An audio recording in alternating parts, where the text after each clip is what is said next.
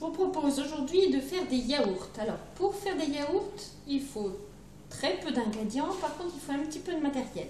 Alors, 1 litre de lait, donc du lait à 0%, du lait demi-écrémé ou du lait entier.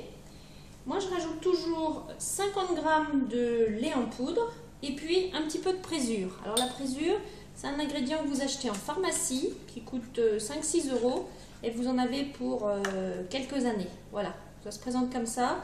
Vous le commandez en pharmacie et puis vous êtes équipé pour un certain temps. Alors, soit vous prévoyez de faire souvent du yaourt et à ce moment-là, je vous conseille d'investir dans des petits pots, ou bien vous voulez juste essayer pour la première fois et là, pas besoin de vous équiper de matériel particulier. Vous prenez des petits pots, des petits ramequins et vous allez les couvrir de papier film. Voilà. Par contre, il faut une cocotte et si possible une cocotte minute qui permet de bien fermer. J'ai déjà fait dans une cocotte normale, mais c'est moins bien que la cocotte minute. Voilà, on y va. J'ai oublié un petit ingrédient. Il nous faut un yaourt qui va permettre au mécanisme de se mettre en place. Bon, alors vous versez votre litre de lait. Alors,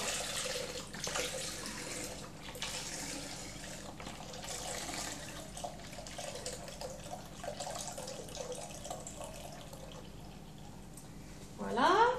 Vous ajoutez 50 g de sucre, de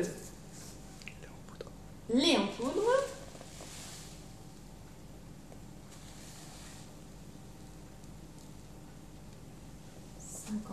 J'y suis presque.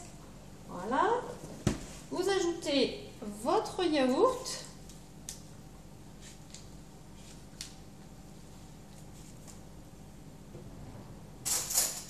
Hop là.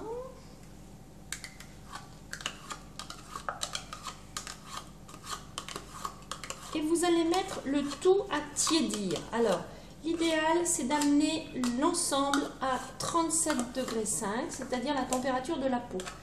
Soit vous avez un appareil chauffant qui vous permet d'être très précis, soit vous mettez juste à tiédir un petit peu l'ensemble. C'est-à-dire qu'il ne faut pas que ce soit trop froid. Donc juste à tiédir, température de la peau et un petit coup de fouet pour mélanger tous les ingrédients.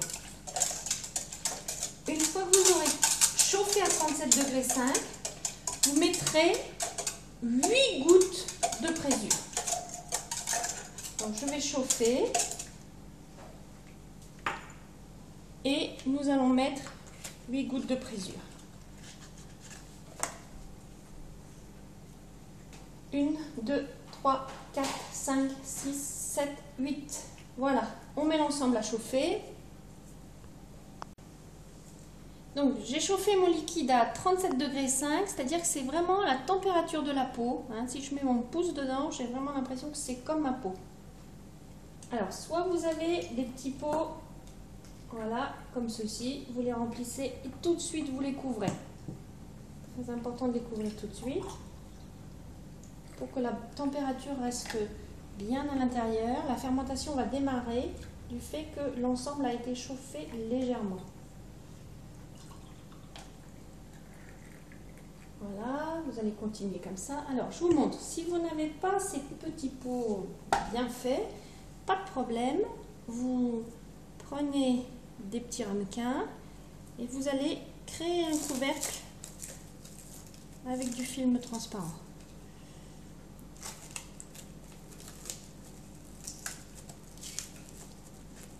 Voilà. Et le résultat sera tout aussi bon.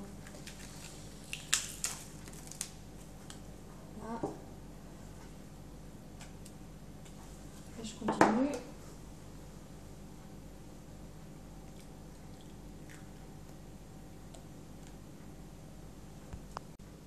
Donc dernière étape, je vais prendre tous mes ramequins bien fermés. Voilà, je vous ai épargné le temps d'encapsulage de de tous mes ramequins. Voilà, je vais tous les emmener. Et je vais laisser pour la nuit, pour 12 heures, 12-15 heures, température ambiante, bien fermée. Voilà. Et c'est la température du yaourt qui fait que, demain, j'aurai des yaourts. L'idéal, c'est de les mettre au frigo, une douzaine d'heures. Et je vous ai sorti un yaourt fait de ma précédente fournée. Regardez comme il est beau.